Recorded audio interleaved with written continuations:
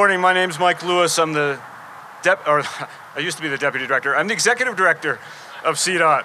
Thanks, boss. I'm so glad you could join us for this important event as we break ground on the I-25 GAP project. We're going to get the ceremony underway. We're going to start with the presentation of colors by the Castle Rock Boy Scout Troop. We'll post the colors led by George Teal Jr., who's the Junior Assistant Scoutmaster. So George, if I can ask you to come up.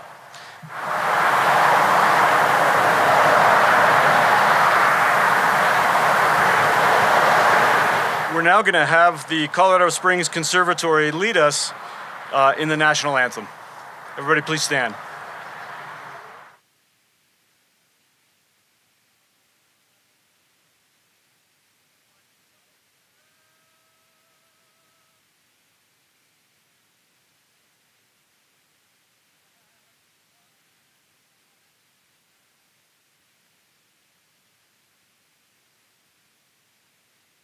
So together we're breaking ground, and it cannot be possible with all of the collaboration from El Paso County and Douglas County, our elected representatives, federal state partners, numerous government agencies, not to mention support from localities along the corridor, the business community, and the motorists who the road serves.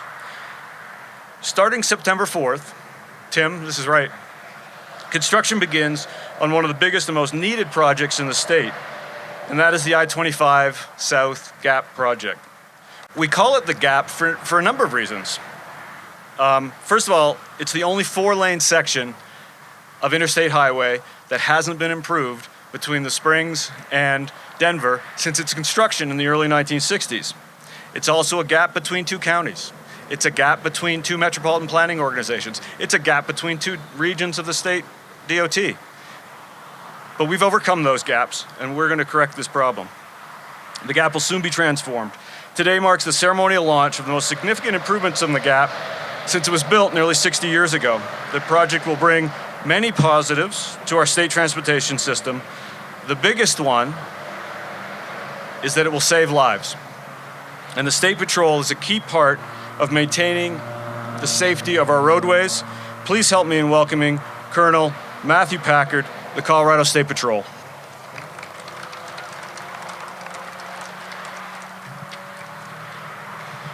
Good morning. Thank you very much. What an exciting day for Colorado. What an exciting day for the citizens of El Paso and Douglas County in particular. It's truly an honor and a privilege to be here today to speak on behalf of the men and women of the Colorado State Patrol.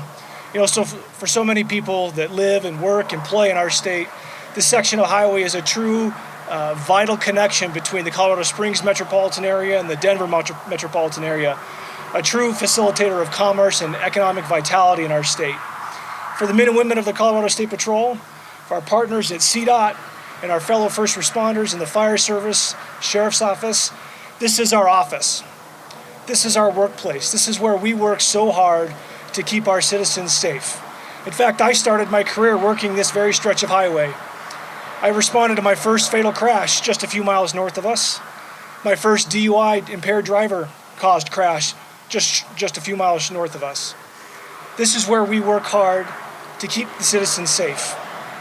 And as I'm sure you recall, not too long ago, we lost 2 of our own within 12 months. In November of 2015, Trooper Jamie Jersevics was assisting another trooper investigating a minor crash that occurred on southbound I-25 just north of us. 12 months later, Trooper Cody Donahue, same such stretch of highway, was on the northbound side, again assisting at the investigation of another crash when he was struck and killed. 2 incredible men and women that gave their lives in service to Colorado, leaving behind families, both in their uniform and at home, sons and daughters, husbands and wives.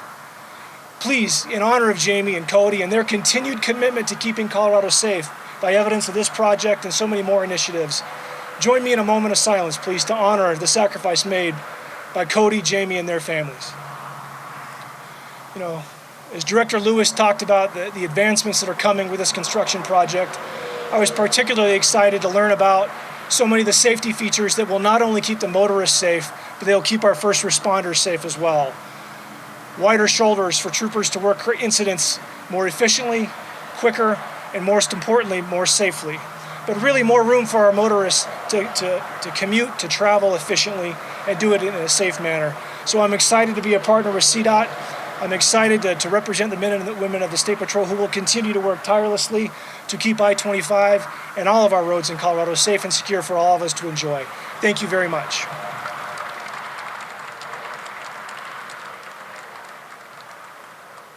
For all of the partnership that CSP provides to CDOT, everything we do, 365 days a year, 24/7, invaluable. Thank you. Before I introduce my boss, I want to. There's a partner that is not able to be with us today. Others may mention him as they come up, but I want to do that myself, and that is Roger Partridge, County Commissioner for Douglas County. Roger's been an invaluable leader in this program since long before the project got underway. Steady, resolute, calm demeanor, and I know all of you share my best wishes to Roger, and our thoughts are with him as he goes through a bit of a challenging time. So our next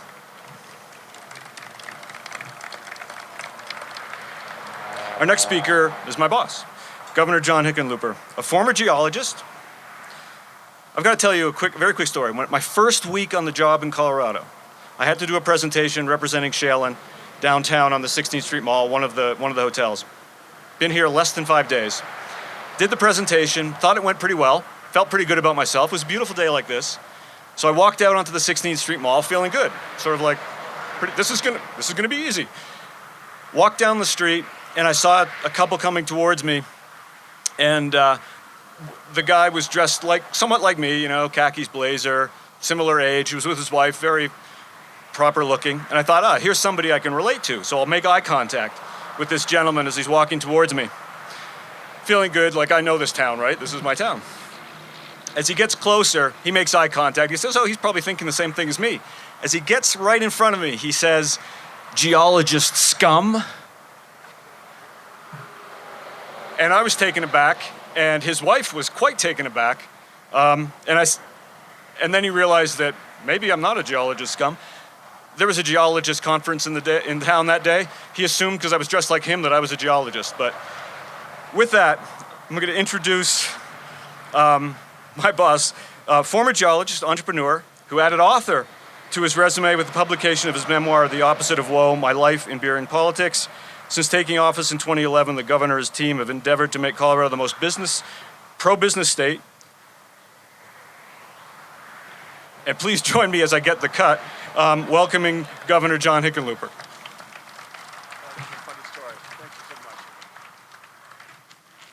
I suspect there's not a person here who hasn't heard a variation of that introduction at least a half a dozen times.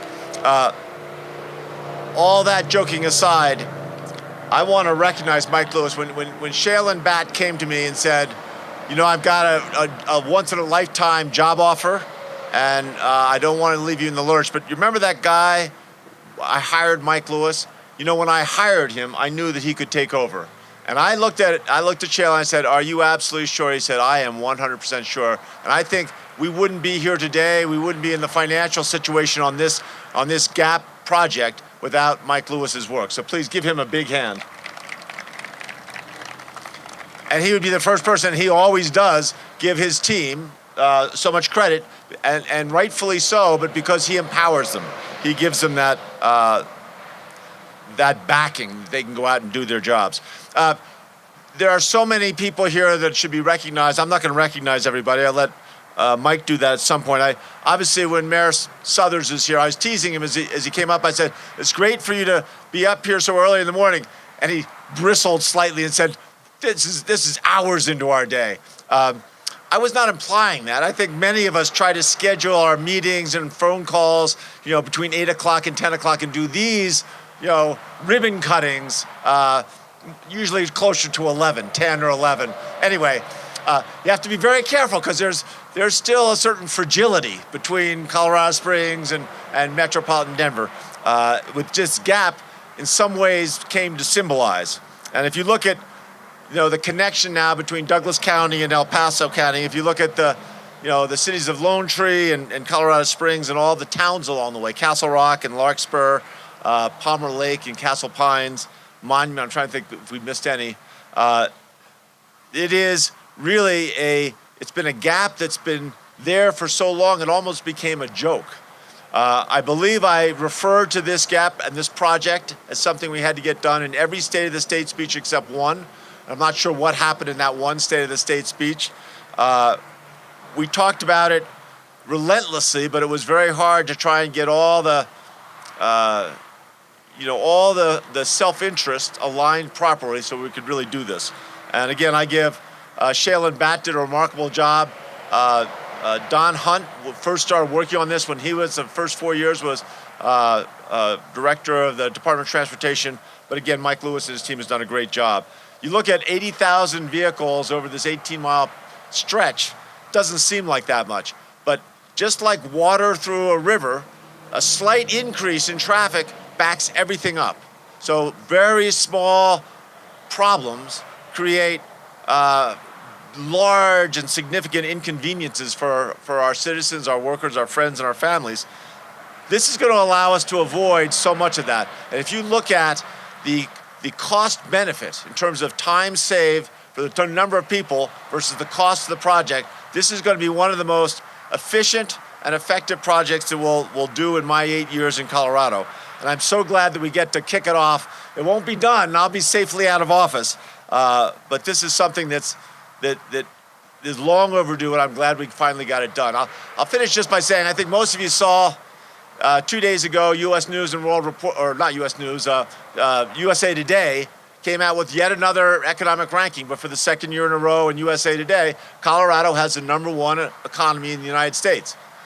That requires that we make infrastructure investments like this. And you hear it already that people are saying, well, we're growing too fast. We have too much growth. Let me repeat, because I've said it many times, you take your foot off the gas, nothing stays the same. You start slowing down your efforts to create jobs and a strong economy, it's very hard to regain that momentum. And that is why it is so important that we make these infrastructure investments, because this is what the public, if we don't make these investments, this is what the public responds to. And this is what drives those thoughts of no more growth, no more people. We want to keep things just the way it is. So this is crucially important, I think, beyond just the 18 miles, but it is a template and a symbol for the progress the state has made and the progress the state continues to make. And I want to thank every person here who helped make it possible. I'm going to stay as long as I can, but they've got me. I'm going to Lamar and La Junta today. I've got this, so I might sneak out before all the speakers are done. That is in no way any disrespect. I want everyone perfectly clear on that. Thank you all for being here. So what does this project do exactly? It adds one lane in each direction between Monument and Castle Rock, an 18-mile stretch. The new lane will operate as an express lane, so motorists will always have the choice of taking the two general purpose lanes for free, or when a reliable trip is absolutely necessary for a flight, for an appointment, to pick up your kids. It will be there for you. That reliability will be there for you. The project, as the chief said, will also widen shoulders to allow room for enforcement zones, maintenance and detours during and around incidents, rehabilitate structures and pavement, almost as old as me, including the replacement of 4 bridges, building 4 wildlife underpasses, and expand the existing one at Plum Creek. A major cause of many of the crashes and the delays out here are wildlife hits. Improve the lighting, signage, fencing, and along with a few other features. But as all of us have mentioned, this is only done through a partnership. And we know the other reason this is called the GAP project is because there was a funding gap. And we absolutely relied on the federal government to provide that gap for us, and a significant portion, that's $65 million from the infra grant. So joining us today, I'm very pleased to introduce U.S. Representative Doug Lamborn, representing Colorado's 5th District, including El Paso County. Representative Lamborn, thank you very much. Thank you, Mike. And Governor, you were right about Colorado having the best economy. I think that was the same survey that said Colorado Springs is the most livable city in the country. So we've got that going also. What a great day for Colorado. And the value of this project for Southern Colorado and Colorado Springs cannot be overestimated. It's an economic lifeline for Colorado Springs. 80% of the approximately 5.5 million residents of Colorado are connected via I-25 up and down the Front Range. It provides essential access to employment centers, military bases, and recreational and cultural amenities throughout the state. In 2014, you may remember we were successful in widening I-25 from Monument to Woodman Road, but that still leaves the 18-mile gap that we're here today to start to fix. It's a source of frustration and a hindrance to economic growth and just quality of life.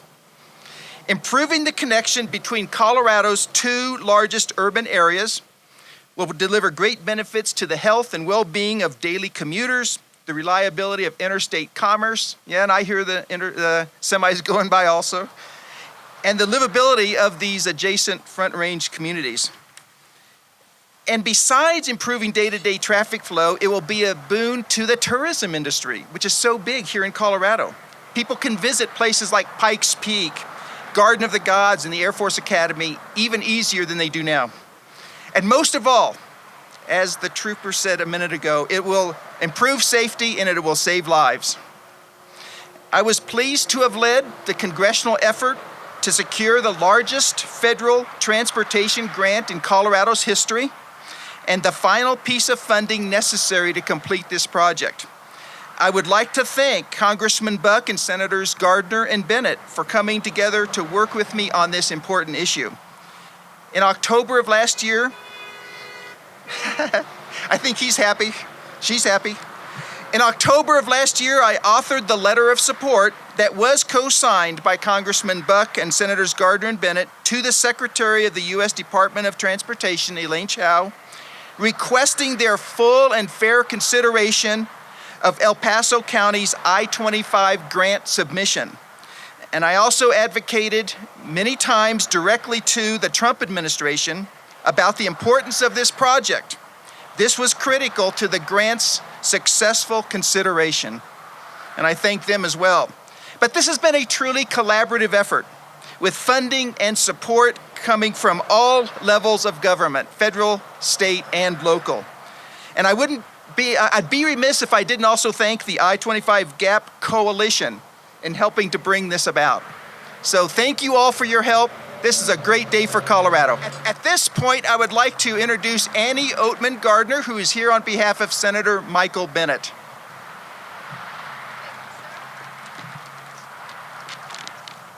Senator Bennett asked me to deliver these remarks on his behalf today. Hello, everyone. I'm so sorry that I could not be with you to mark this occasion. I'm in Phoenix to attend the funeral services for my dear friend and colleague, the late Senator John McCain. Please accept this brief message in my absence. Coloradans are fortunate to live in the most beautiful state in America. It's one of the reasons we have one of the fastest growing populations and economies in the nation. Sustaining our progress, however, requires all of us to make our infrastructure keep pace. That is what today is all about. The I-25 corridor is among the busiest in our state, and this widening project will make commutes faster and safer. This groundbreaking today is a testament to the perseverance and cooperation of leaders at every level, from our cities and counties to our state leadership and our congressional delegation. This project is a reminder of what Coloradans achieve when we come together, and it's a credit to the vision and perseverance of you here today. Going forward, I will continue to work with my colleagues to secure Colorado's fair share of federal funding for projects like this and others across Colorado. Thanks for your work on behalf of Colorado, and I, like many of you, look forward to completion of this project.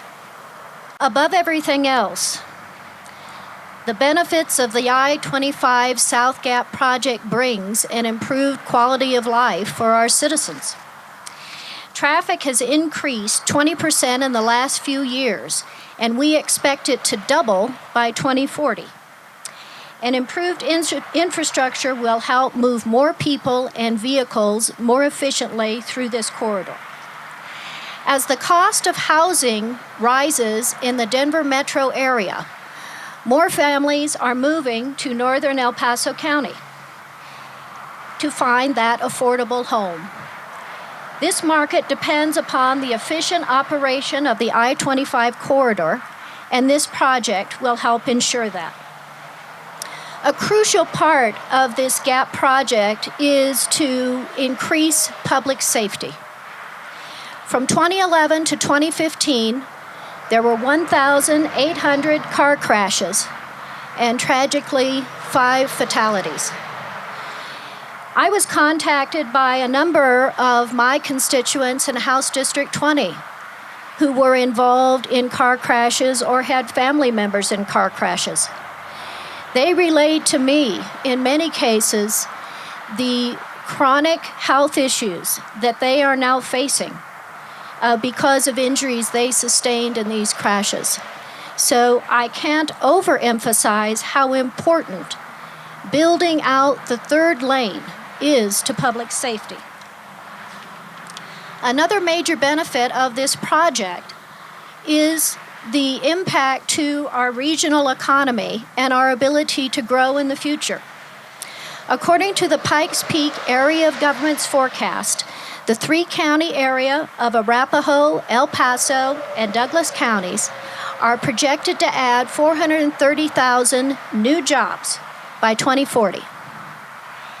In El Paso County alone, we are forecast to add the most new jobs at 185,000, with many of them traveling through the I-25 corridor.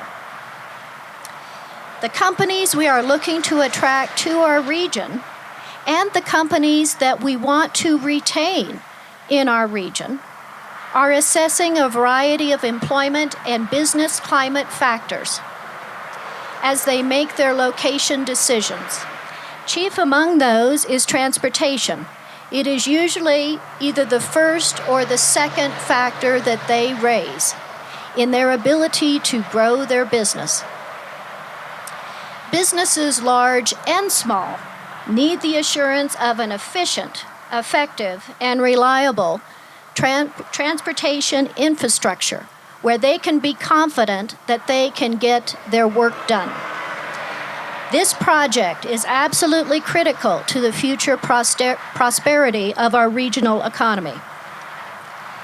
I want to turn for a moment to a critical piece of our economic growth, which is not much in the public eye, and that is truck and freight traffic. As some of you know, I-25 is a designated high-priority corridor and is also part of the primary highway freight system. Freight movement in the corridor moves approximately $60 billion worth of economic value through our corridor. We simply cannot afford to have this critical part of our economy stuck in traffic. Many business owners, such as Qualtech Manufacturing, which is headquartered in El Paso County, have talked to me about how they time their deliveries for a certain part of the day in order to avoid gridlock on I-25. Their labor costs have increased because their drivers are spending more time sitting in traffic and less time delivering their product. This project is designed specifically to address those issues and keep our truck and freight traffic moving. We both need and deserve this project for our community, and I am thrilled to see this project get underway. And now it is my honor to introduce Colorado Springs Mayor John Suthers, whose focus and dedication to this project has helped make it possible.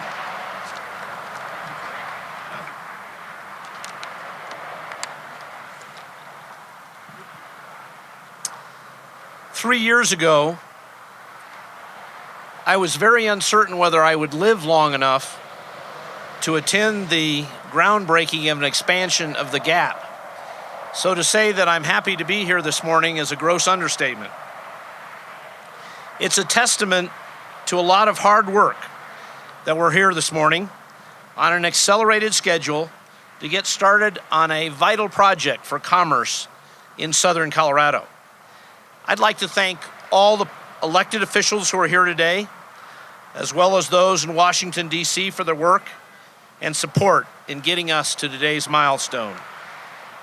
As we began saying 3 years ago, it was simply unacceptable that the two largest cities in Colorado, and as was indicated, two of the 40 largest cities in America, Denver and Colorado Springs, were separated by a gap, an 18-mile section of roadway that created hazards for drivers and long delays for commuters. Today's groundbreaking represents a much-needed step.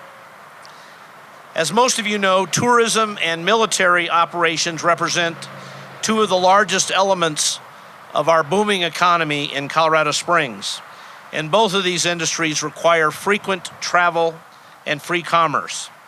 Last year alone, the Pikes Peak region welcomed 23 million visitors. Some arrived by air, of course, but the vast majority came by automobile. Getting this road widened is essential to continue our robust tourism economy. And of course, Colorado Springs has a very large national defense presence. We're hopeful that Colorado Springs will soon become home to a new armored brigade, bringing more heavy equipment, troops, and support staff to our great city. So for all our military installations that rely heavily on I-25, this is a good day. Folks, getting us to this day has truly been a collaborative effort. Thanks to our local taxpayers, El Paso County Commissioners, the Douglas County Commissioners, and many others, including the Pikes Peak Area Council of Governments. And it's my pleasure to recognize the Teller County Commissioner Norm Steen, who's serving as chair of the Pikes Peak Area Council of Governments. Norm, where are you? Well, that was a misstep in the script here. We should have told Norm to be here. I can't say enough, folks, about CDOT. You know, a lot of people constantly talk about how unresponsive government is. 3 years ago, I made some pretty uncomplimentary and frankly not very constructive comments about how long it was taking to fix this gap. CDOT could have made some unconstructive response and reply. But within weeks, Shaylin Bott was in my office telling me what needed to happen to make this happen. We needed to accelerate the environmental and engineering studies, and he had a plan to do that. He said, I remember him saying specifically, I think we can have this shovel ready by late 2018. And then the big question is, where's the money going to come from? And that's, of course, what a lot of people, virtually everybody here, has been working for the last couple of years. So to CDOT, my hat's off. You have done a fantastic job from the top to the bottom of that organization. As I said, getting to this day took a lot of work and collaboration. And for me, it took some very interesting and strategic conversations with USDOT. But we're very grateful for the support we've received all across all levels of government. And now it's my pleasure to introduce a really great representative on the Transportation Commission, our local Transportation Commissioner, Rocky Scott, who represents El Paso County and has a deep commitment to improving travel on I-25. And he also serves on the High Performance Transportation Enterprise Board. Rocky, thanks for all the great work you've done on this. Hey, John.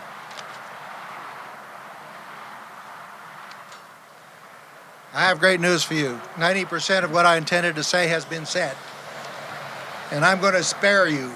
But let me try to hit some highlights that came to my mind as I prepared for this.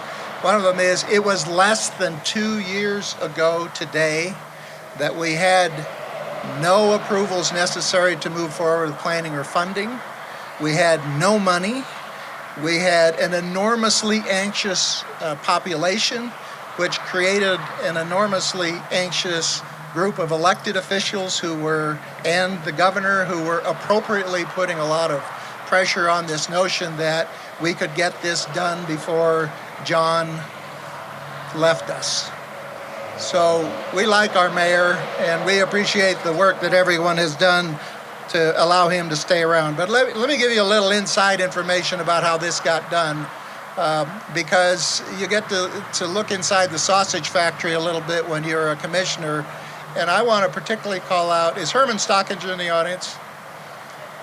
So here's a guy that never gets any credit. He's as far back in this crowd as you could possibly find, but I call him the Wizard of CDOT, because the funding formula that ultimately was created as a result of Shaylin Batt's visits to John and others was expertly done, where Herman picked a little bit of federal money that might be possible, some state money that might be possible, hope for some local money that might be possible. There could be no plan, there could be no engineering, there could be no project had Herman not done that. And then we have this phenomenal team that CDOT put together to get this done in such remarkable speed. Could everybody from CDOT and the contractor community who was involved hands-on in making this taking this project where it is now, would you please all stand up?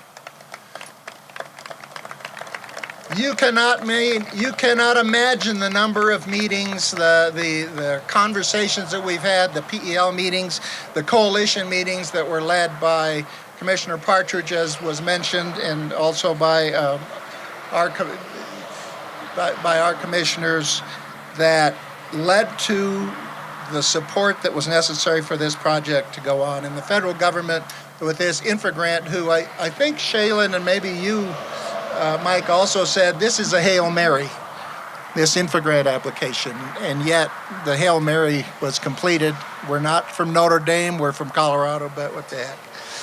Let me add, High Performance Technology or Transportation Enterprise. Would Trevor please stand up?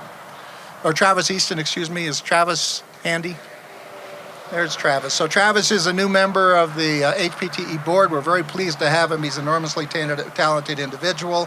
One of the points that I think isn't fully understood about the HPTE is without HPTE, we would not have the infrastructure to provide managed lanes for projects such as this, the benefits of which have been mentioned. But the one that has not been mentioned is we are a very short period of time before we're seeing connected vehicles on the highway. Connected vehicles can double the capacity of a lane on I-25, but you must have a managed lane to do it. We haven't talked much about that, but it's an essential part of the preparation that we're making for the future. So thanks to Travis for his HPTE participation. You'll see more.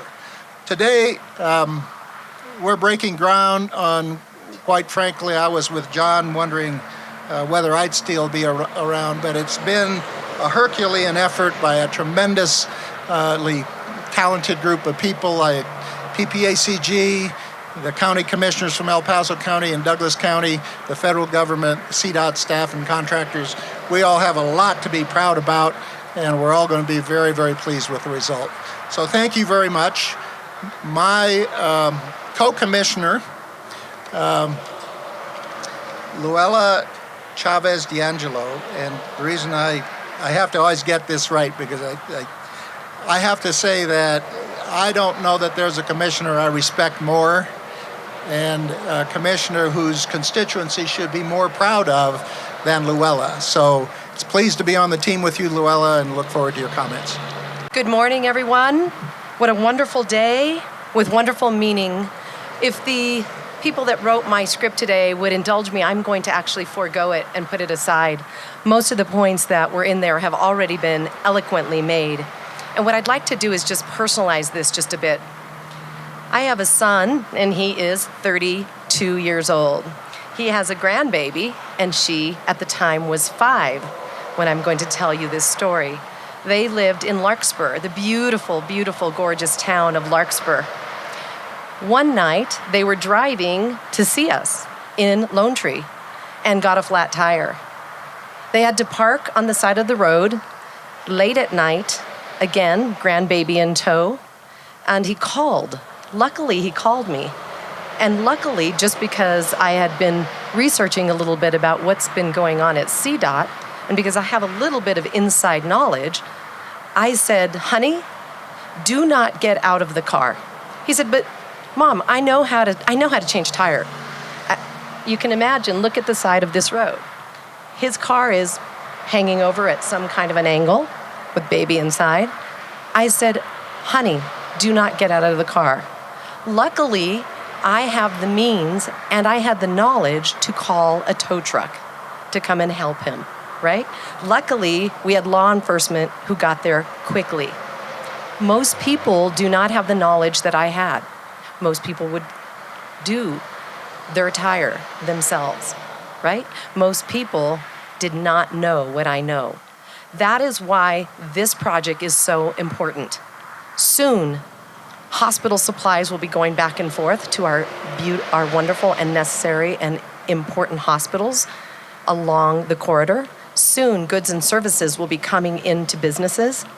And soon, food will get to restaurants, but food will get to nonprofits. Project Cure is just up the street in Arapahoe, Douglas County. And those hospital supplies need to get there. There is true meaning, right? There is life that happens every day along this corridor, and it's important. So yes, soon this will look different, but it won't only be an optic. It will be true difference in meaning and safety and livelihood and economic development. And I want to just add my heartfelt thanks to my Arapahoe and Douglas County commissioners, Douglas County in particular, who has really, really led in this endeavor to make this happen. You know, Rocky and I tease each other all the time. We work together. I respect Rocky more than any other commissioner, and we have some good ones. He said to me and reminded me again, hey, Luella, your district is 15 miles of this 18, and I've got 3. But there is no question we are 50-50 on every bit of this collaboration with all of the local leaders, all of the government leaders, and the commissioners, etc. So I want to thank you so that, yes, when there is the next flat tire, or perhaps something worse, we will help keep our sons and our grandbabies and our law enforcement safe in a different way that we haven't been able to. So I thank you all for coming together to do that. It's my pleasure now to introduce John Cater. Thank you, Commissioner. I look out here and it's just a thrill to see so many people here who have played a part in putting this project together. I think that's been said before, but I want to say it again and reemphasize that, because we don't have this for every project. Most projects don't have the same level of collaboration and the need to pull so many people from different parts of the community together to make it happen. And we've got that today. So this is exciting to see. Really quick, I want to talk a couple things. One is, this infra grant, I want to focus on the infra grant just for a second. It's at $65 million. It's the largest highway grant we've ever received in Colorado for a project. And that's exciting. And there's a reason we were able to get that. And it's in part it's because of the success and the influence of our elected officials, but it's also because they had a great case to make. This is a great project. And we've talked a lot about the linkage between Colorado Springs and Denver.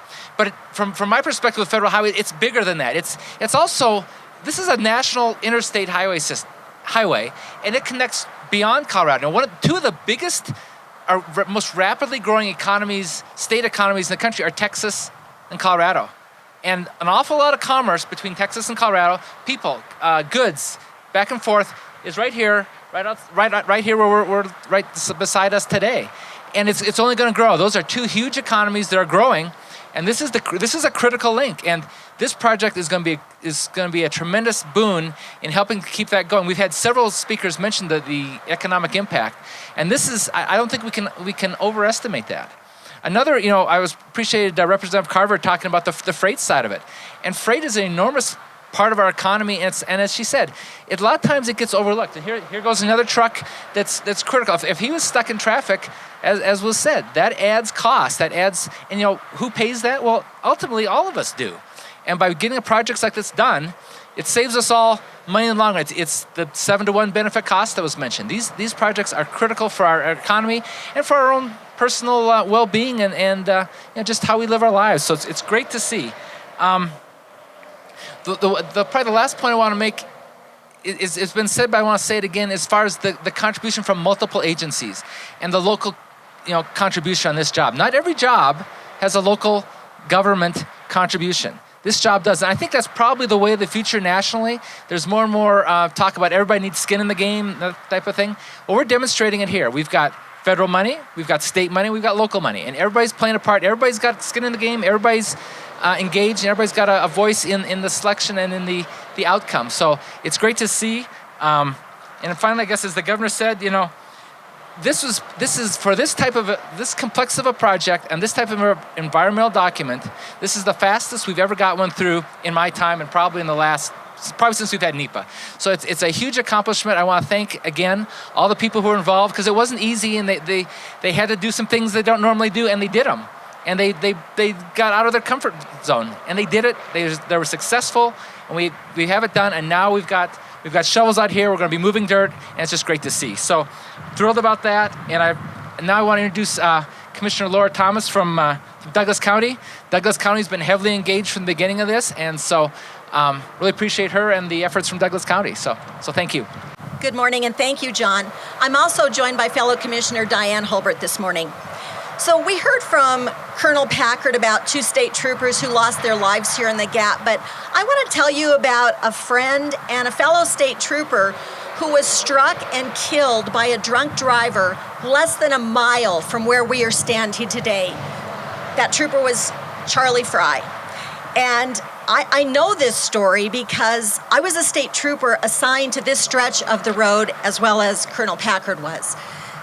I vividly remember that night when I found and arrested that drunk driver who had killed Charlie.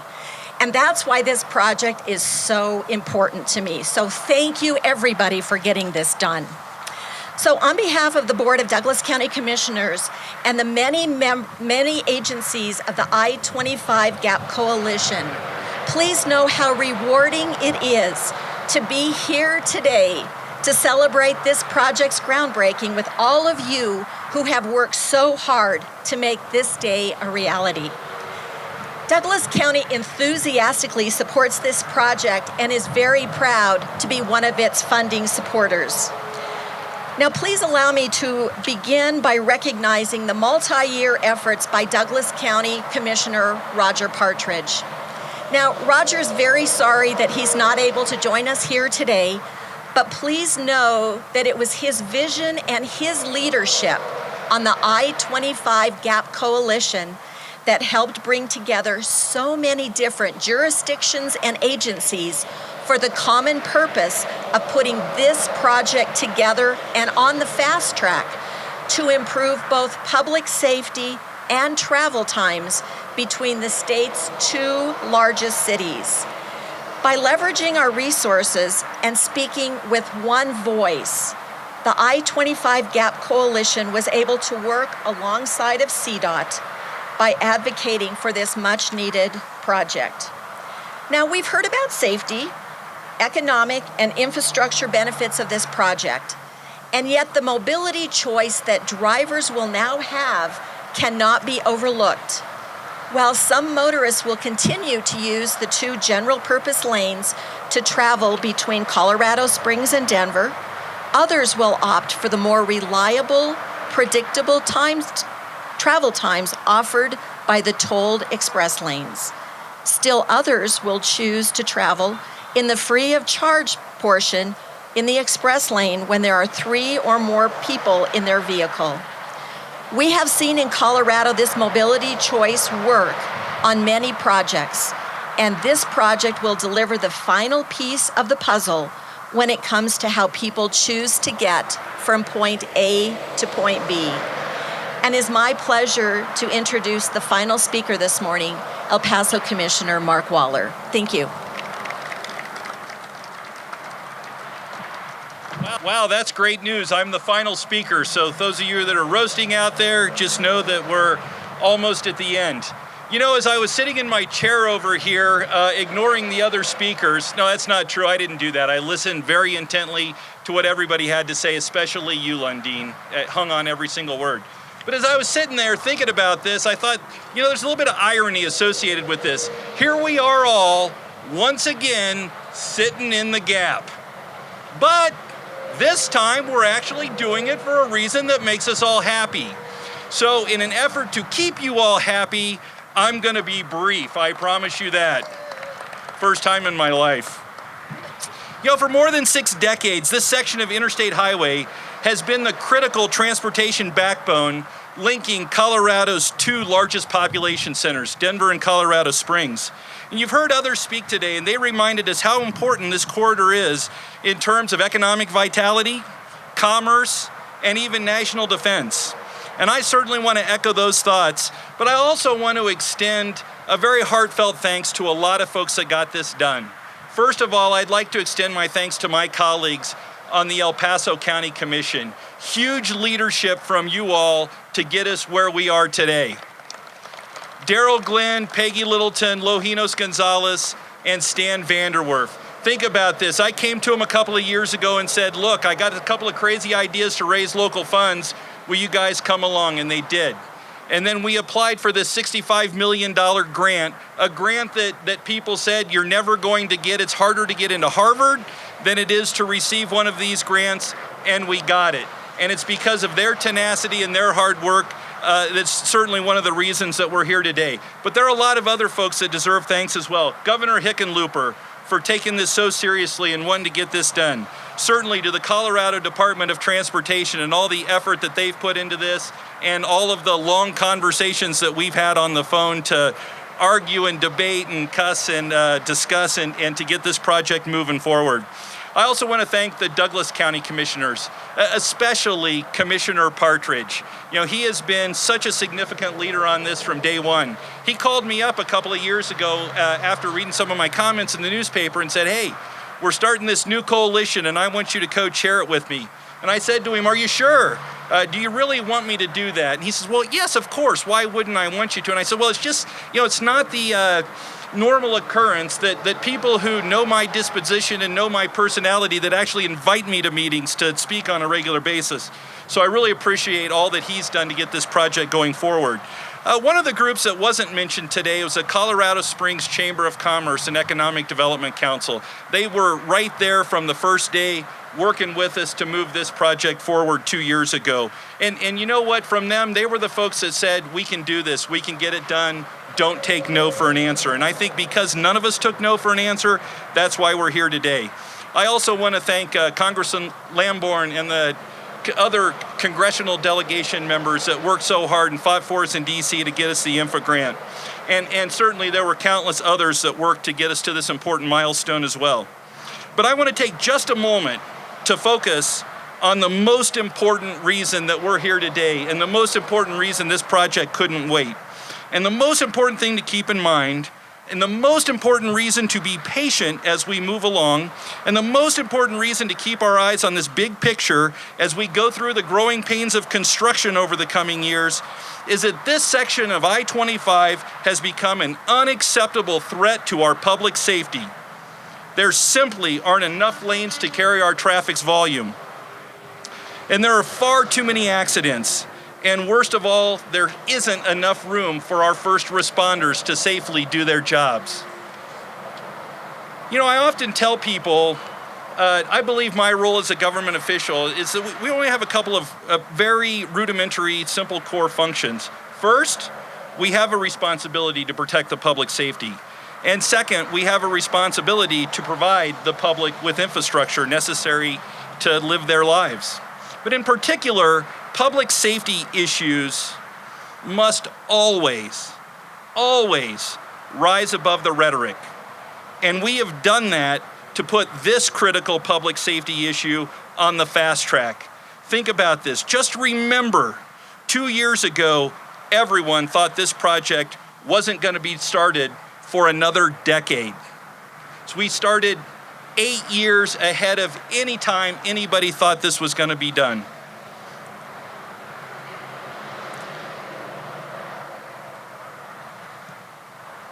And we also need to keep our focus on this big picture, on the big picture, on this public safety picture. I think we need to dedicate this section of I-25 in the memory of the Colorado troopers who recently lost their lives in service in this very section of roadway. Trooper Jamie Jurcevics was struck and killed by a drunk driver while investigating only a minor traffic accident south of Castle Rock just a couple of years ago.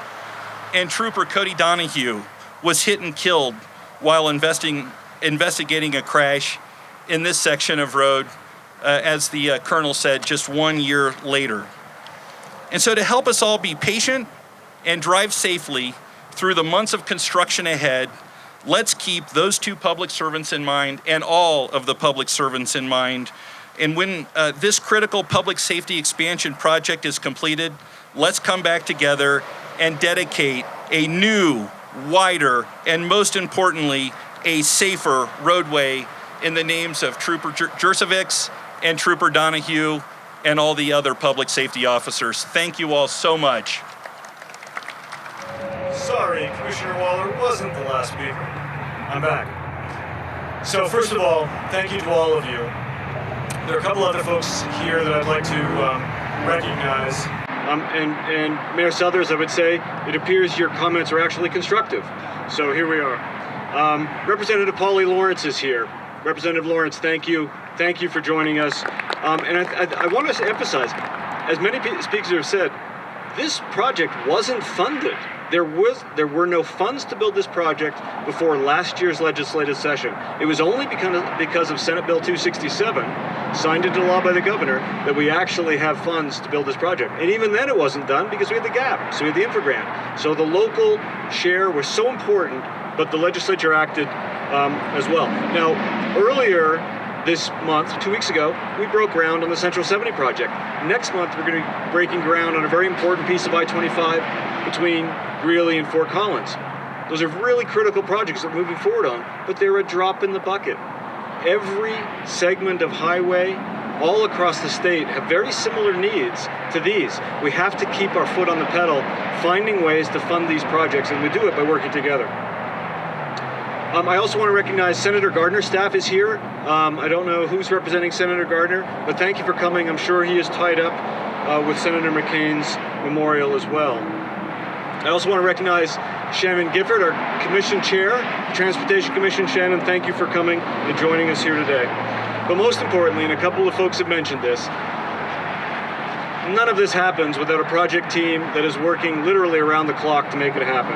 So I want to recognize a few, not everybody, but a few key people. First of all, overall project manager, Carrie DiGiacomo. Carrie, how many bosses do you feel like you've had in the last 2 months or 2 years? I want to recognize John Hall. John does not want to be recognized, but he's going to get recognized. John Hall has led this effort at warp speed that's been enabled us to get to where we are today, but obviously John can't do it alone, so I want to recognize a few of his team members as well. I want to recognize Chuck Attardo, leading the environmental assessment that was done so efficiently in such a short period of time, and as John Kaner pointed out, probably the fastest environmental approval that's ever been done on any project this large. I want to recognize Jody Allen from the project team. Talisha McCline is here.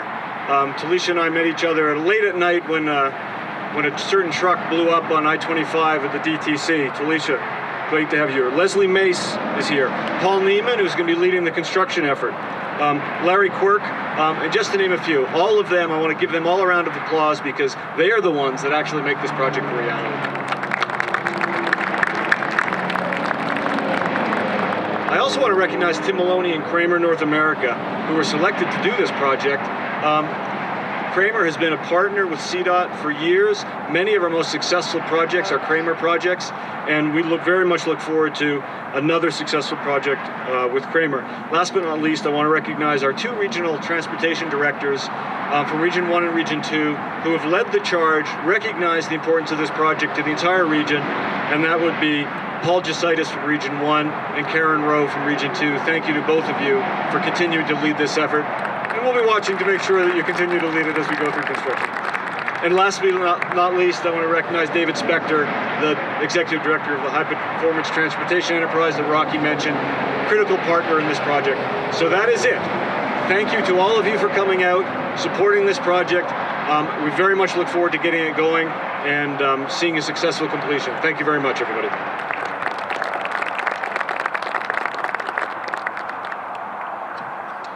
Okay, now, there are two more photos at the shovel area. First of all, mayors of all impacted towns. That's a great one. I will, if I'm allowed, I'll join you for that with John. And second photo is all CDOT, Federal Highway, HPT, and CSP folks, and I will definitely join you for that. So if those two groups can join us here at the shovel.